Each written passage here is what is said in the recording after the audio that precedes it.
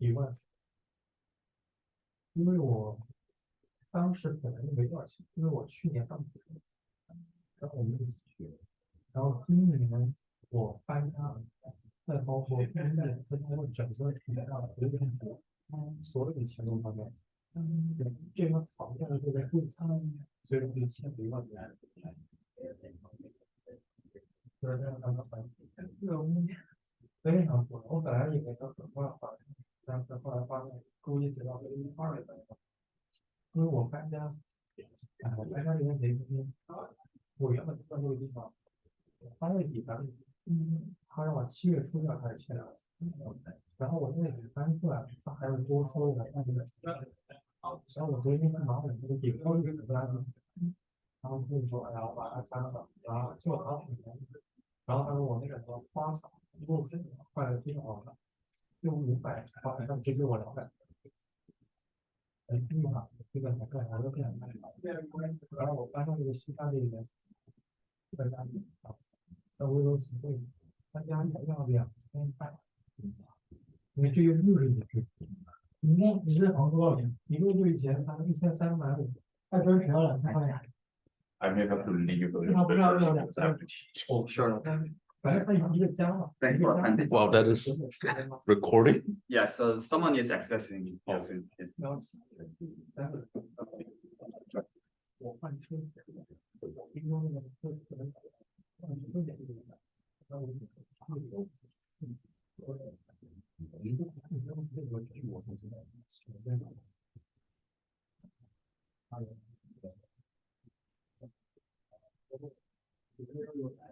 有人，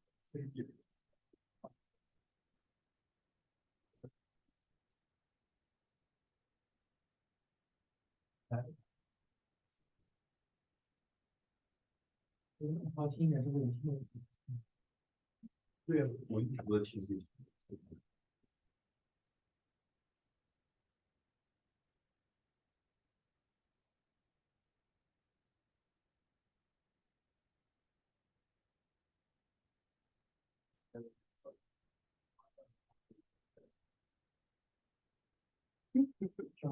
He said that the person who posed this conjecture has already left us, but Right.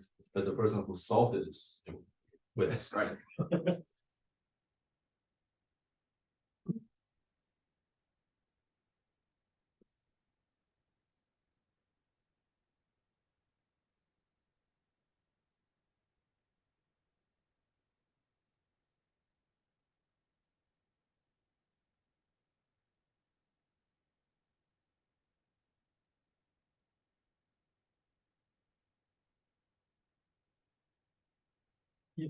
Yeah, let me Okay. just. Okay. So let's welcome Gangyi to give us this talk. Manifolds on Calabi Conjecture. Yeah, so thanks for the introduction.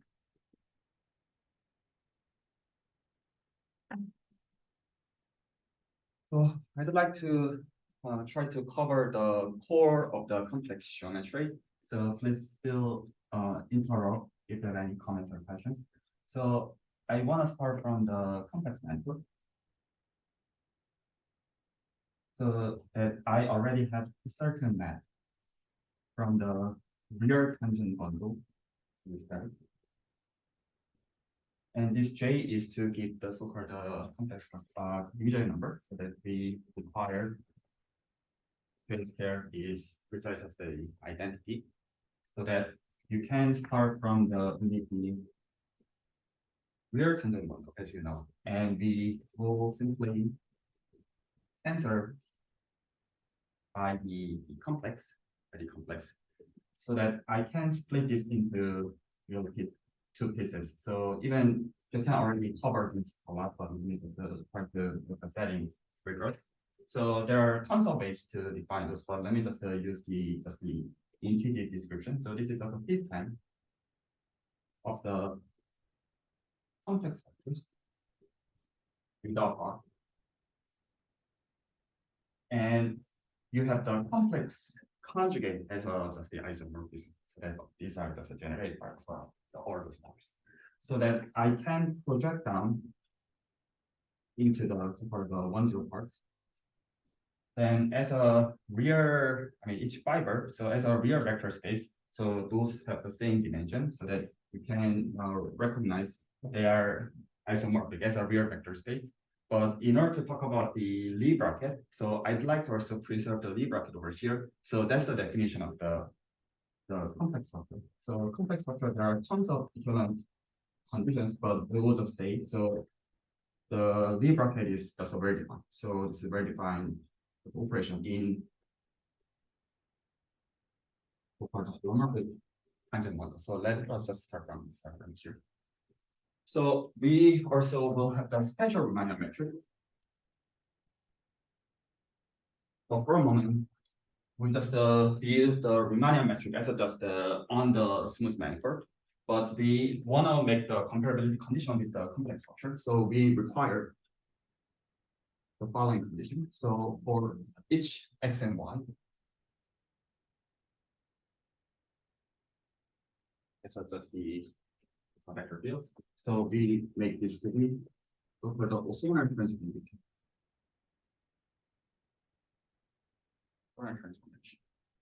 So under this condition, because you can imagine from the complex plus plane that we can write down as a EDC this way.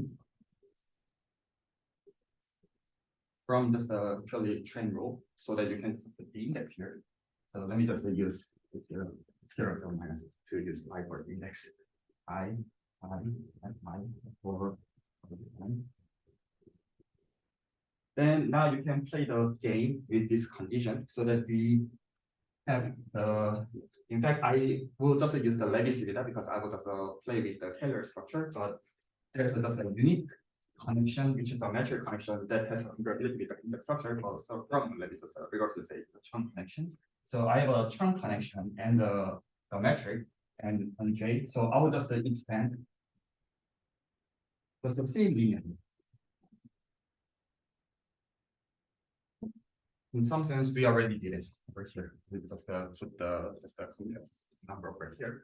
So under this condition and under this identification, so it's not difficult to check by just using the definition so that you can check. By plugging so-called the same type of the vectors for any indices I and j, you can just simply check this should be 0. And you can also check if you also put the bar all together. Indeed, just plug in this expression by using this condition, you can see that it should be 0 for any. So our non-trivial part component of the metric. You want this to be negative minus. Yeah, so yeah, this is really the negative from the chain rule. So for the complex conjugate, it becomes positive. Yeah, this is chain rule. Yeah, you can check. So Gij bar is the non-trivial component with the local coordinate that we will look at this one. So in some sense, we view the Riemannian metric on the complexified tangent bundle. Then the only surviving term should be such like the term with the mix like the I change. So we will usually denote the Riemannian metric tree instead of using the notation tree, but we prefer to use so-called the omega. So we have Gij bar. So I do not need to look at the Gii, Gij, or Gi bar, J bar. So those are without requiring Kähler condition. And I will put the wedge product with the corresponding indices.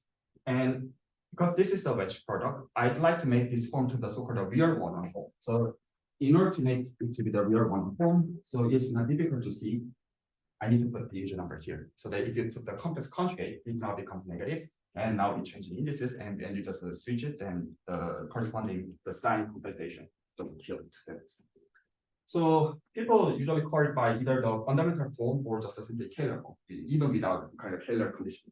So the condition is algebraically simple. So we define the real one form here is Kähler if it is D, that's the D codes. That's the condition. But of course, people usually call it by the so-called symplectic condition, but no intuition. So let me just try to give you the intuition. So So as long as we care the Riemannian geometric perspective, so we usually prefer to take so-called the geodesic normal coordinate. And in order to describe the geodesic, you need to consider so-called the exponential by just solving the ODE. But exponential map is actually never holomorphic. It's not possible. Okay, so that we cannot use the normal coordinate with the additional structure, so that we would like to say for any point there exists the holomorphic normal coordinate.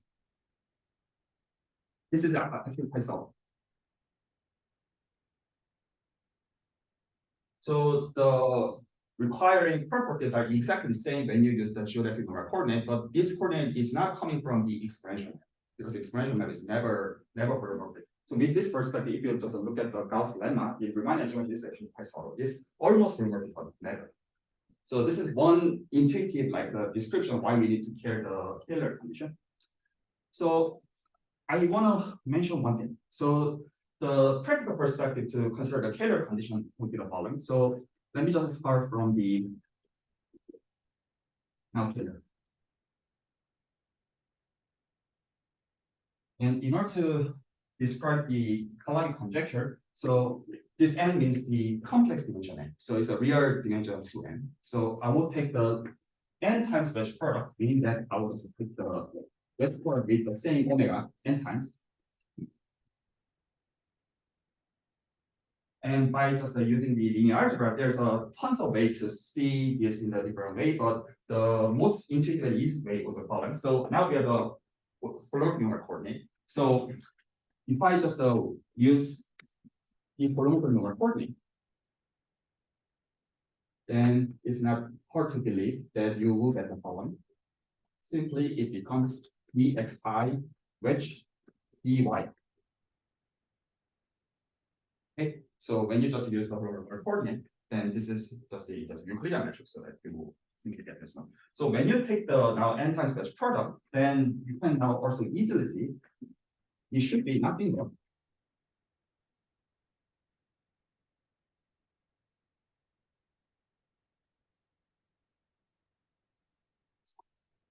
But there should be the effect of the numbers of the rearrangement. So when you look at the so-called determinant, so that there must should be the effect of the n factorial.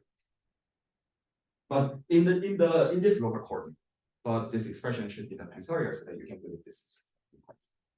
So that what now you can see is that if I divide omega to the n by n factorial, this is just a Riemannian volume.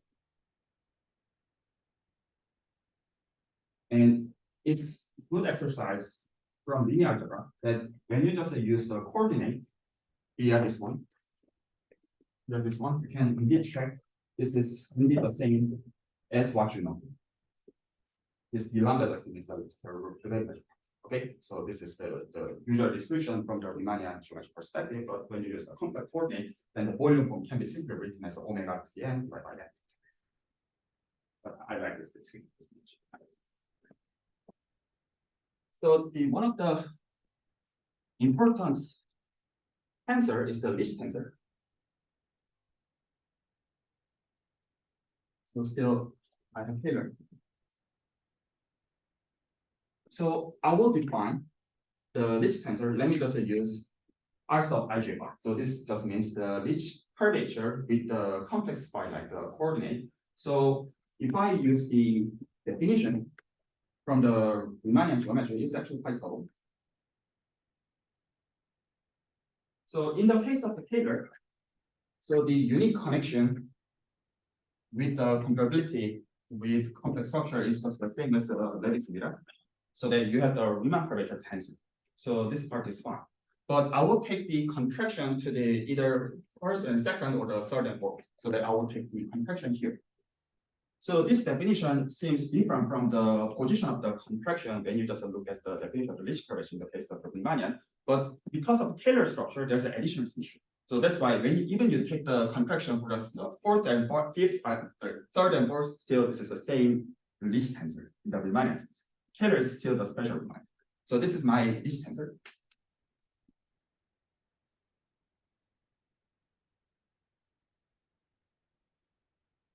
But as we describe the metric as a real one-on-4, so we also prefer to denote the Ricci tensor as a real one-on-4. So let me just write H of omega. Or depending on just the notation, so times one I might just write as a H of J, but the context, the meaning would be here. So I will also use. Excuse me, that notation, omega and wedge, right? Yeah. And you said equal to the summation, but then you don't write the wedge or something. So yeah, this is some summation, but when I take the n times wedge product, so all thing left is just a so-called just a couple. Yeah, right, but means you have this equal, so you don't have that wedge. No, the equal in there. Equal. Yeah, from the wedge to the means I don't. Here to here. Yeah. Let me Don't see. you need the wedge? Yeah, sorry. Yeah, so this just means just the omega, right? Right, yeah, Just the omega. exactly, yeah. Yeah, and I Oh, just no, want no, this. okay, so you have Yes. less. Yeah, I get it. Sorry. Yeah, I just write the Euclidean. I didn't. Okay. All right. So I will use the exactly same description here. So I will have IJ bar come from here. So this is fine. And I'd like to make the same description. So it should be EGI fetch EG bar. And in order to make it also real one form, this is believable so that you can also check easily. This is still real one form.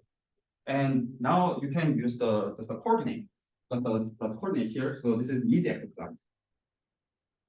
2 in this C, this is same as a minus I dB bar of log of determinant.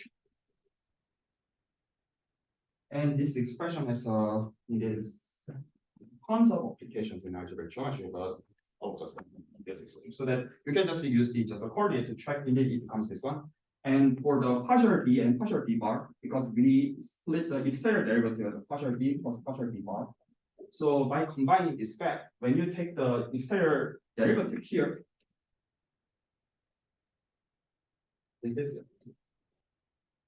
And we require this to be Kähler. So then now you can see two things are somehow interesting. One is that we already made d of omega to be 0, so that the equivalent class of this omega belongs to the so-called the second ground converter class. Right, and same for the Ricci curvature, so that this tensor, because we have this condition, so that it also belongs to the same second. So that we'd like to investigate this further. So I guess this somehow gives us the intuition with some closure structure. So one thing interesting thing is about. So let us observe. So if H is another element,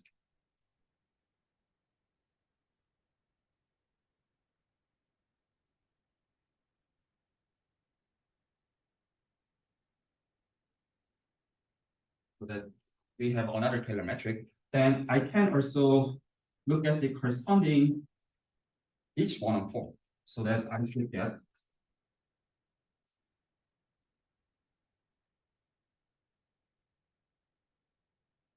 one. And we already have omega or G. So let me here just write down this just a G. In the same description. Here.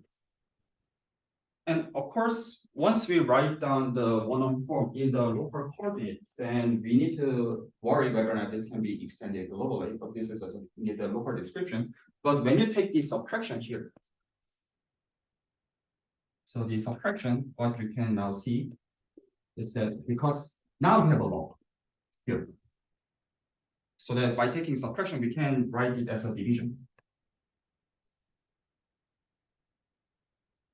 And from here, you can see some magic appears from here. So now suppose you write down with the different local coordinate, then there should be a corresponding like the compensation term, but those two should be canceled together so that this expression should be intrinsic. So in other words, this part is globally defined.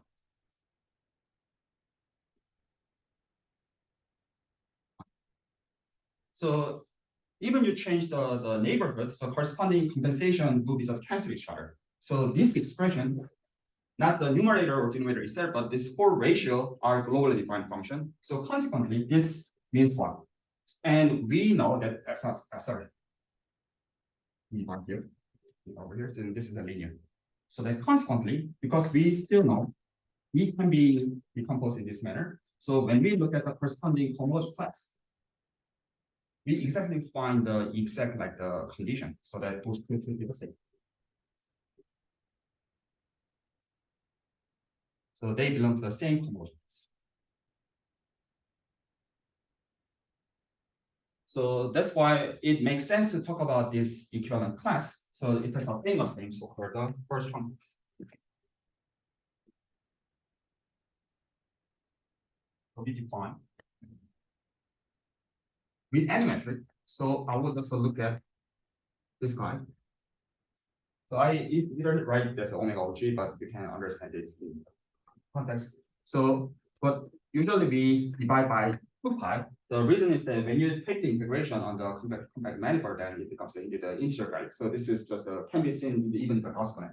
So that you can see this first belongs to the second order class with the integer. So this is called the first complex. And there are several different descriptions of the first Chern class, but this is one of the intuitive description from Riemannian geometry perspective. So now let me just try to summarize sort of the picture in the Kähler geometry. So in the case of Kähler, what we saw is that when we have the Kähler manifold, and I didn't put any additional content like compactness or completeness whatsoever. So as long as I have a Kähler manifold, so at least I have this guy, and I should also have this guy. They are belong to the same model class. And the subtlety is that I can still get the same equivalent class even I change the Kähler metric. So that you might wonder,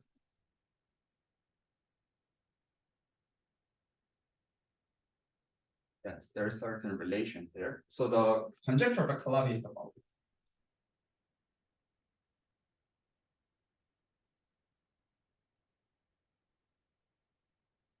So this indeed just asking the opposite direction. So once we have the Kähler one-on-one, it's just nothing but the different description of the Kähler metric. So we should also get another real one-on-one. So the natural question is that now let us start from the arbitrary real one-on-one. Can we find the Kähler metric that recovers the Ricci one-on-one as the chosen one? So that should be the natural question. So, but in order to describe it, so we require compactness. So compactness really matters. So compact Kähler metric. So that I already specified the initial metric.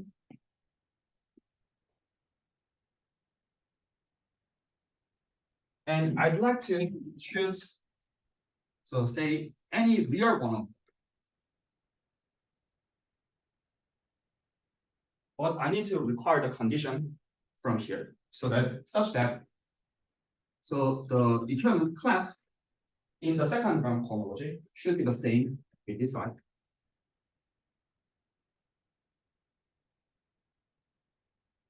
But it doesn't mean that we indeed make the rotary same as just a bridge of the omega. So there's the effect of the exact function. So then there exists in fact unique Kähler metric. And let me just change the notation. So let me just put not here. So Kähler metric on M such that the Ricci tensor is indeed the same with the chosen rho. And further, we require this omega has the same homology class with the linear. So this is Calabi's conjecture. which is sourced initially from Professor Steele. So let me just give some notes. So uniqueness is not hard.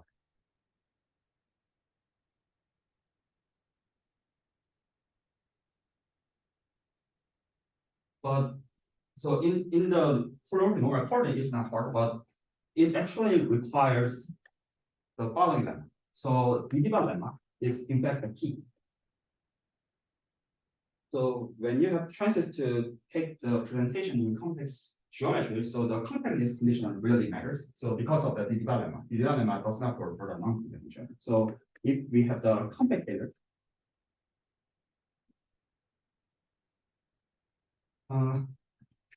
so the conditions we have, so say it's rho and eta.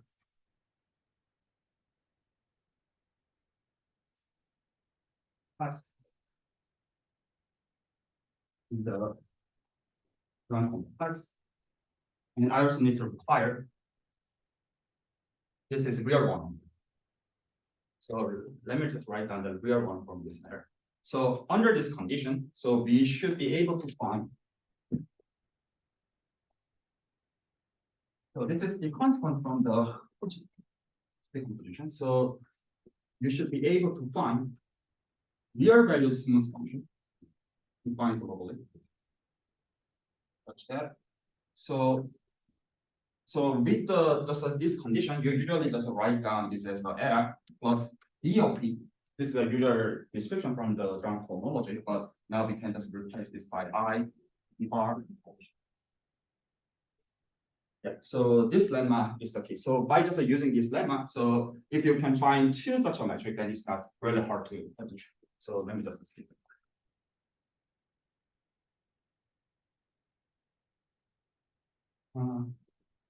Okay. So yeah, let me know if you have any questions. So the existence. So currently there are two approaches. So one is from Yao. So this is really so-called the continuity method. This method is in the 2D perspective, this is elliptic method done by Yao. And also there's a parabolic method.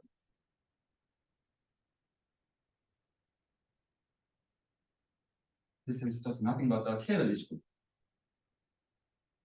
We initiate from the top. So each approach has a pros and cons. But I'd like to today just sketch the big picture of each method. So not the covering the detail. So the idea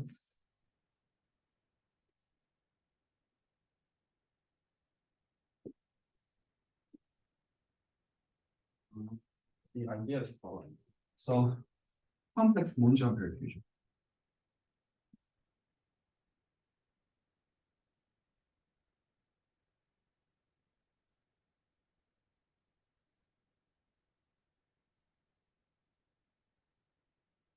So according to Yao, let's just say Calabi here.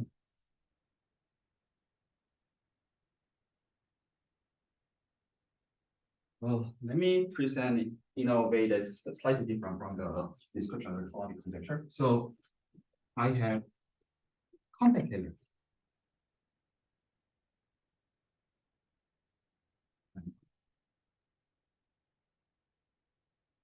So if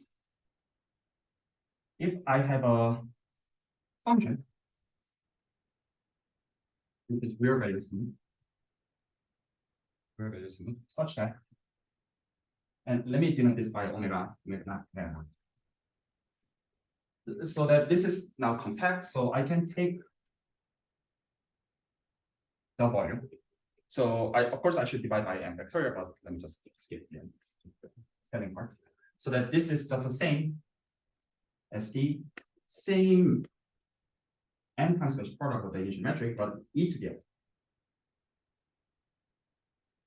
So that you can intuitively think about this as a sort of just a conformal effect in some sense. So that now we'd like to require the condition so that then now we have the function. So this uniqueness is auto constant. So that you can add any constant if you want, but there's a unique smooth function such that it satisfies certain conditions. So number one, so I will define the metric omega, that is omega naught plus I of d dot of b. So that I can generate one Kähler metric by using this field. Second, if I take the integration by using the initial metric, this is 0. So this is just nothing but just the scaling. And third,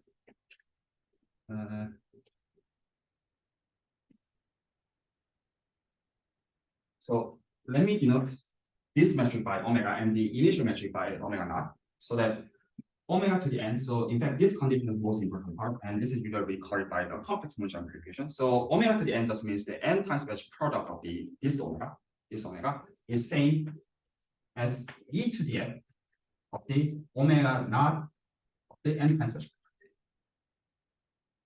And as I said, this is just nothing but just the volume form. So let's just write down this in the local coordinate. Then you will get the following expression. So now local coordinate.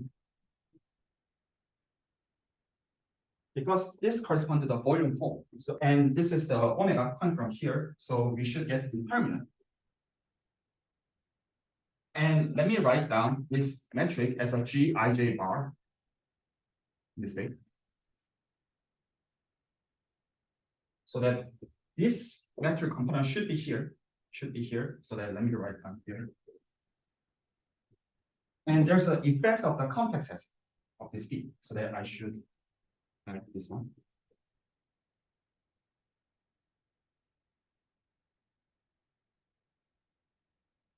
Same as E to the F, determinant G. This is complex motion elliptic.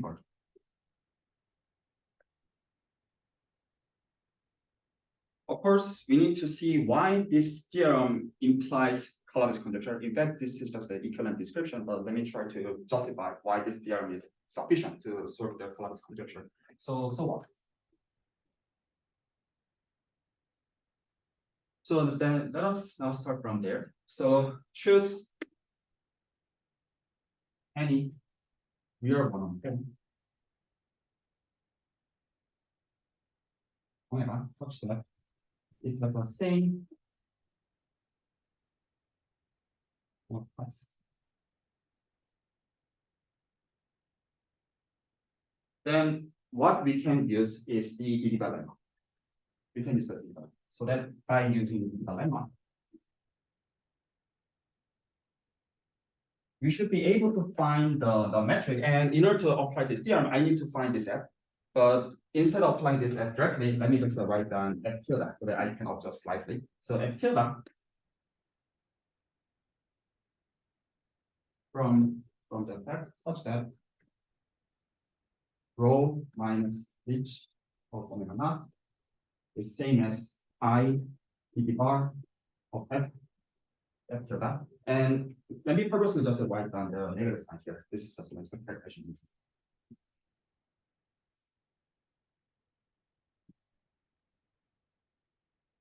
So now I have a f tilde, so that I will just now take the integration. So just let me just put now new function f to be f tilde plus c. C is n constant. So that I will just adjust this expression. Then it is possible because now we are working on the complex manifold, so that I will take the integration on the initial metric. Then by using this relation, I can just take e to the c in front of it. And just I can choose unique c to make it to be this one. Because all those are just finite values, so that I should be able to find the positive number here to make this to be a thing. Then I can now apply Gauss theorem.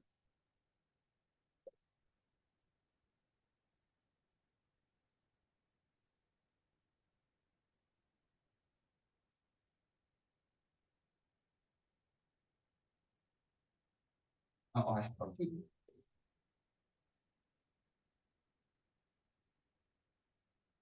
So satisfying or this condition. So let's say one.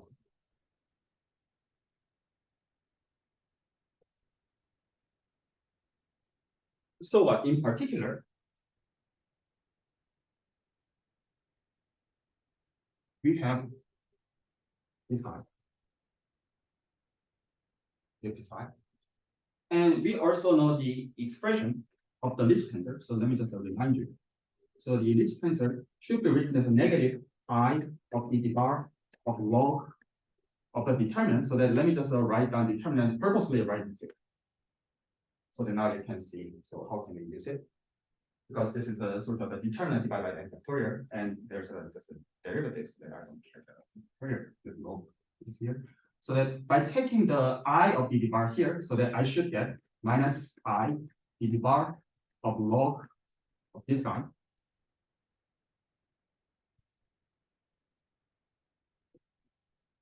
Should be what? So I already take the log here, so this should be canceled. So I have f, so that it should be minus I the bar of that first, and I also should get minus I the bar log this guy. And what we have, this is Ricci of omega naught. And now we have the Ricci of omega naught minus this guy. And when you look at this one, Ricci of omega naught minus this one is same as this. And this expression is just the same as just the Ricci of omega naught.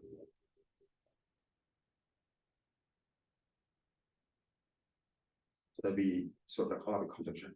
Once we can just solve this. And even I present in this manner, in fact, the theorem, this one is indeed equivalent to the Calabi conjecture. Sorry, what is omega in the term?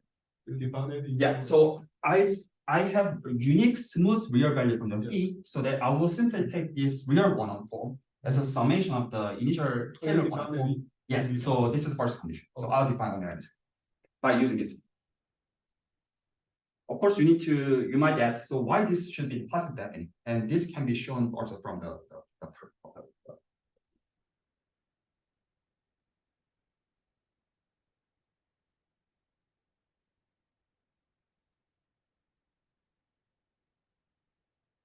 The word of the complex geometry, in my perspective, is that indeed it initiates from this observation. So rather than talking about the proof directly, so let me just give you some remark, some key remark.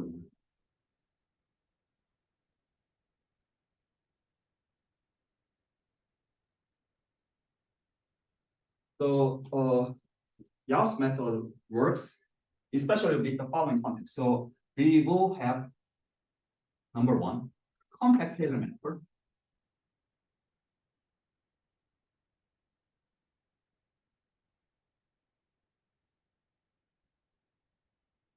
So this was the given one.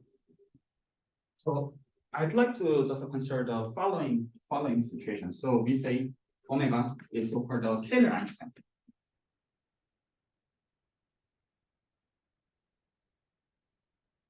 So simply just write as omega sub k. So omega sub k. If so, we know that this is real one-on-form. This is real one-on-form. So of course this is Kähler, sure, Kähler metric. And if I compare with the Ricci one-on-form, so both of them are real one-on-form, so that we might be able to compare, so that there exists some lambda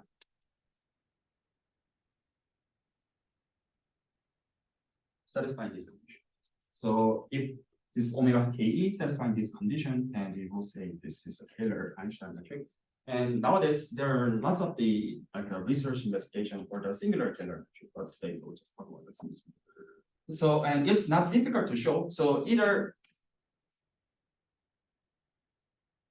if such a matrix exists, then lambda should be either positive or 0 or negative. There's no other choice. So once you have one complete Kähler-Einstein metric, then the sign will be completely determined. So that by just a scaling, so we usually consider this one. This one.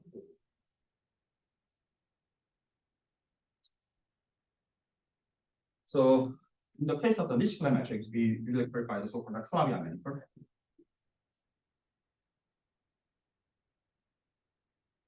And this class is usually clarified the Fano manifold.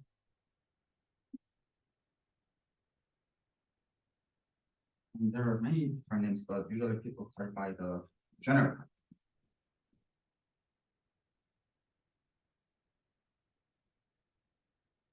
So Yau's method completely solve just those two cases. So let me put the number 1, 2, 3.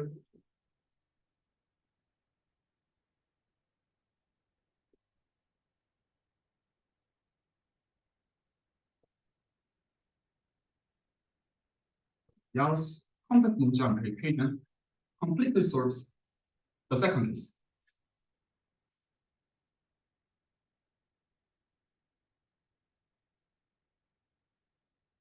Just by applying his just a paper, so nothing else. And open, and now solve the negative curvature case. So in this case is sort of the direct consequence from also Yau's paper in some sense. So the final case is somewhat trickier. So let me just give it just a remark. For final manifold,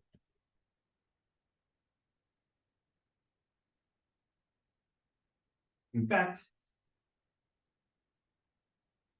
so there is an obstruction of each system.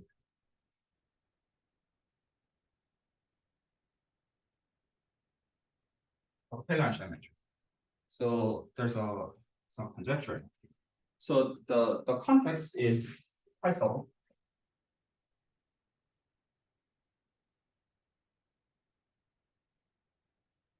So so now let me use the fancy notation. So now what I have, so because I just denote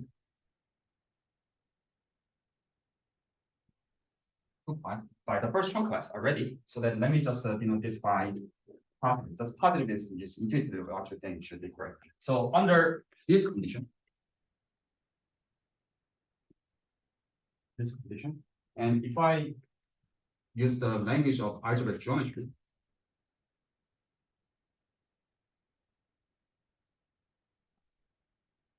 this is what I mean. So you can apply so-called Kodaira embedding, which is for the fields method. What you can do is that you should be able to find holomorphic embedding. So by holomorphic embedding,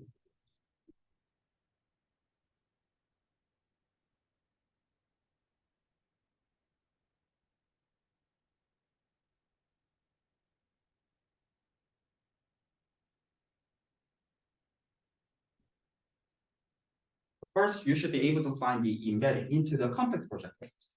So this is non-trivial result. Non-trivial result from this embedding theorem. Then you can also apply Chow theorem under this condition. So Chow theorem, this guarantees that M is so-called projective variety. In other words, so this is a zero set of polynomials.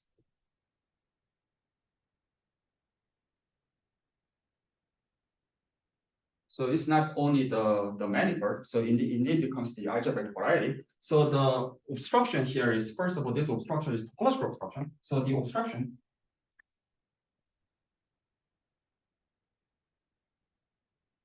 is distance of the KE. So we call it by so-called bidirectional embedding. So this is stronger than the topological invariant. So in the term in algebraic geometry, you can take the finite magnetic blowing up and down. It doesn't change the structure. And this is related to the Gaussian bonus function. I want to talk about this. And I'd like to mention the result of our method on the 10 years ago. Second, because I'd like to connect this area to the Yamabe invariant and also the result of the method. So from right,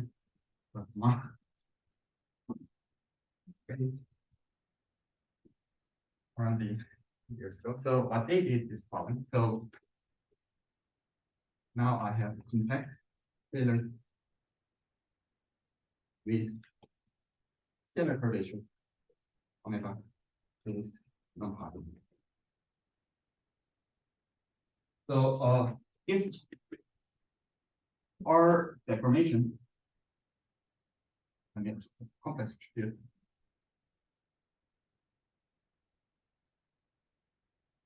of J is integrable. So this just means that, so let me just explain really just vaguely. So if you just take just the torus, so topologically this is just the S1 concept.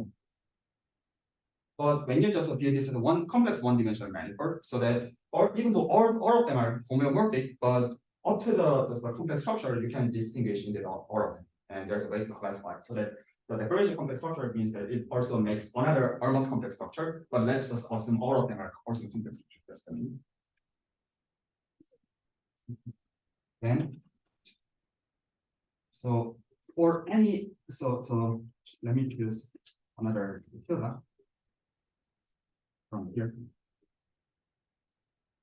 So when you look at the Yamabe invariant,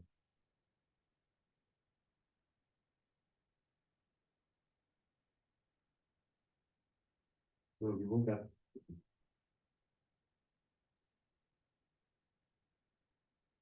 let me just report Yamabe invariant was the scalar curvature of its omega divided by volume omega of 1 minus.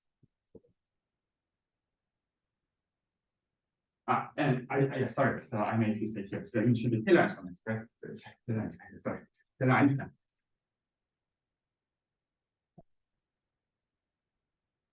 And also there are also other results regarding the Kähler-Einstein that pick up the negative scalar curvature. So if you're interested in this paper. So the argument seems interesting in the geometrical perspective. So it uses the spin structure to just work on the degeneration of Laplace and those things.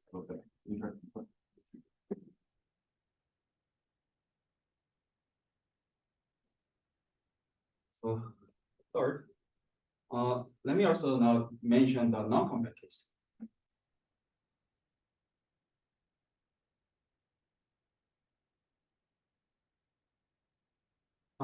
So the only difference, so I should say heuristically speaking, so naively speaking,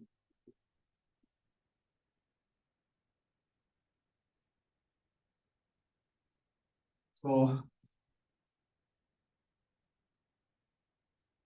most of arguments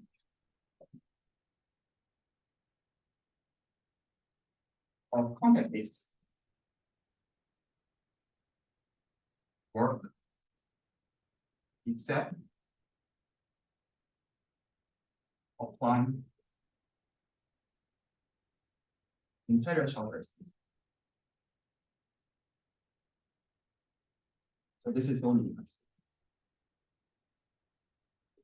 So when you either use the Gauss complex one-jumper equation approach or Kähler-Ricci method, whatever method you use, when you try to extend the same argument to the non-compact case, the only thing in something you need to worry about is when you apply the Schroeder estimate, then this argument usually fails.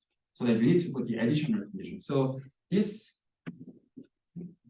problem can be resolved by assuming.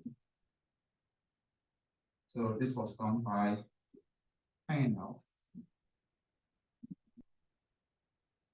by assuming so-called bounded geometry.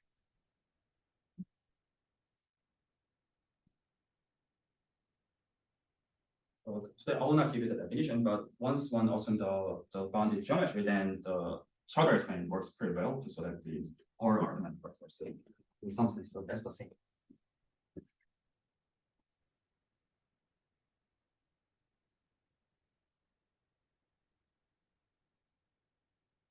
And regarding the third remark, so first of all, there's an important result of perpetual mode in Hong Kong in now around the year. And I also want to link this result to the CR geometry. So if you have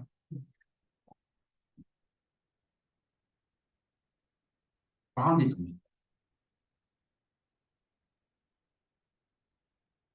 any bounded, there any means I don't care the boundary regular.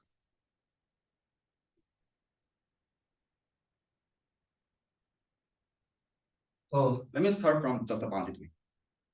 So I'd like to say, so I want to know whether or not there exists Kähler-Einstein metric. And in such a case, if such a metric exists, then so the Ricci tensor, its lambda value, is always negative. So we usually make it to just x having equal to 1, for example. So the Kähler-Einstein actually the complete Kähler-Einstein metric of the either negative Ricci curvature or negative scalar curvature. So if and only if omega is so-called the weakly slope placement.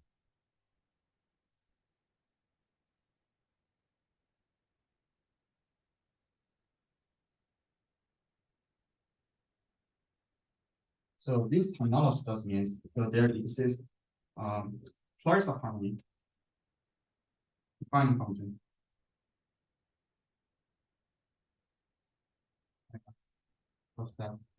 The degree bar of P is positive semi-definite.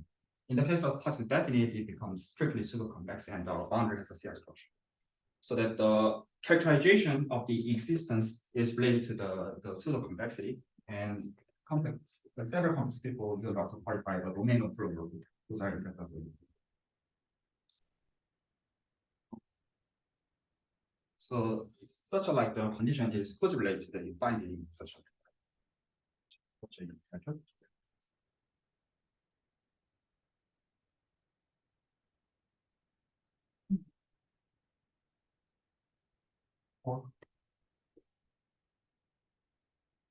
so this is also recent result. Oh, so actually that's not really recent, but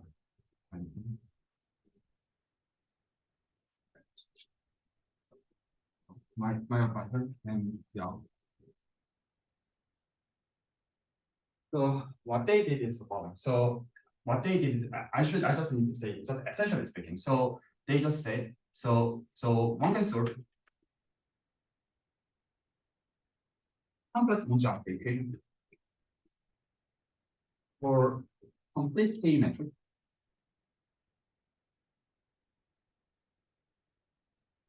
We get a bit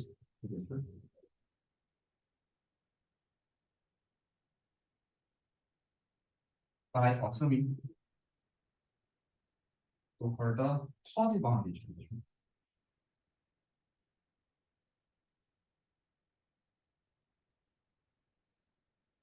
So this is weaker than boundary geometry. So the original proof of the existence of Kähler-Einstein metric for the Chern and Yao apply the boundary geometry in the essential way. So what they use is so-called it's related to so-called L2SD of remember.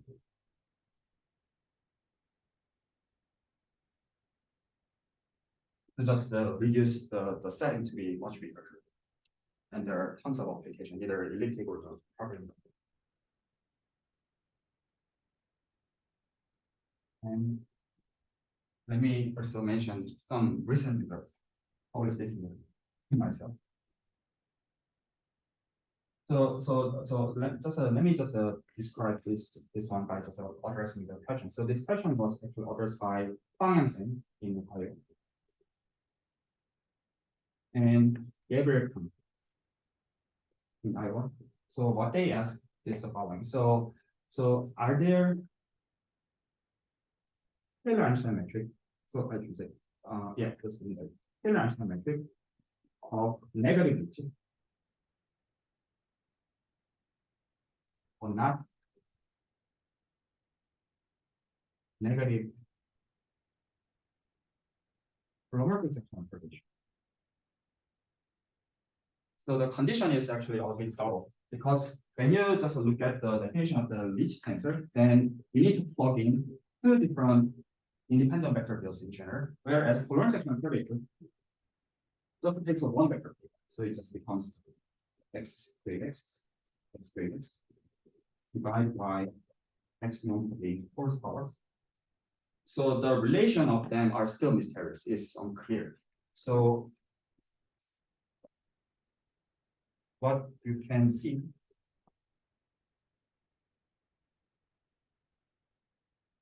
is that when we have the sectional curvature in the Kähler world, the sectional curvature is stronger than for the bisectional curvature.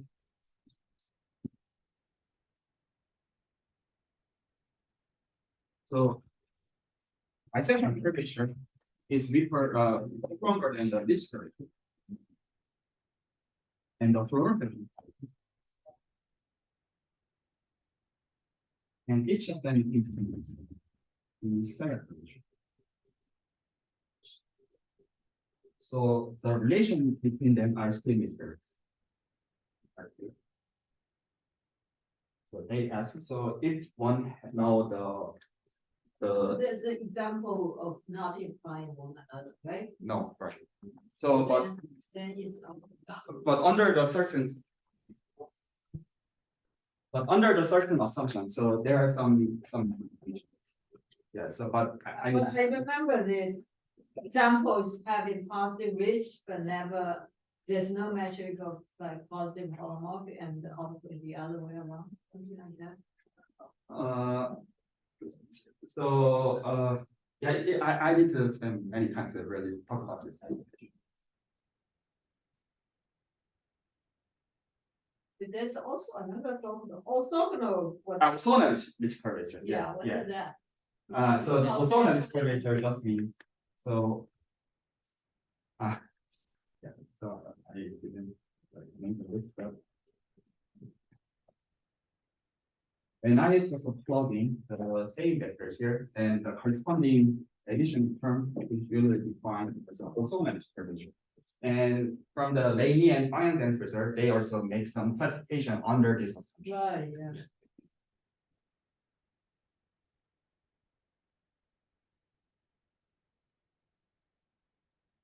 So the theorem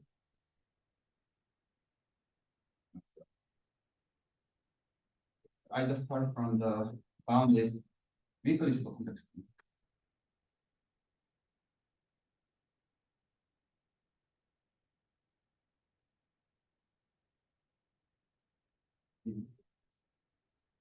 And from Morgan Yau's result, I already know completely.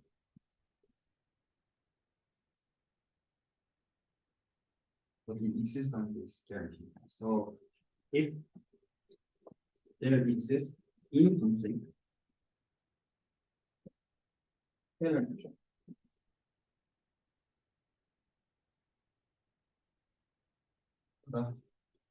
satisfying two conditions. Number one, polar section curvature is negative.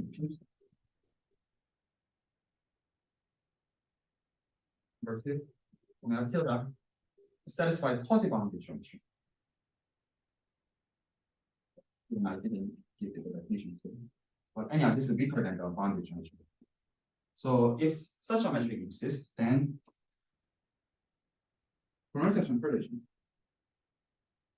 any complete Kähler metric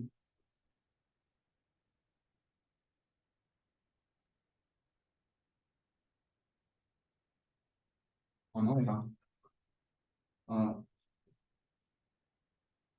negative information.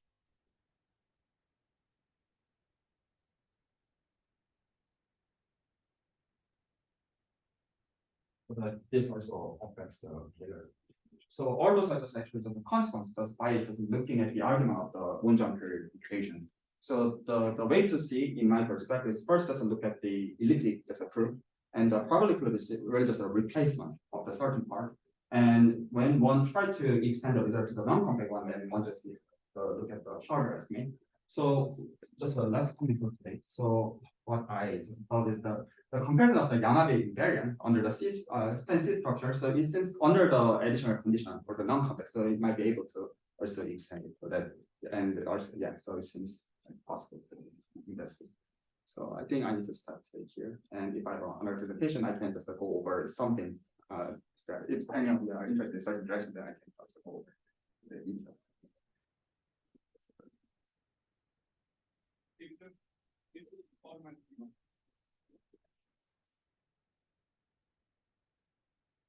No, then comments are.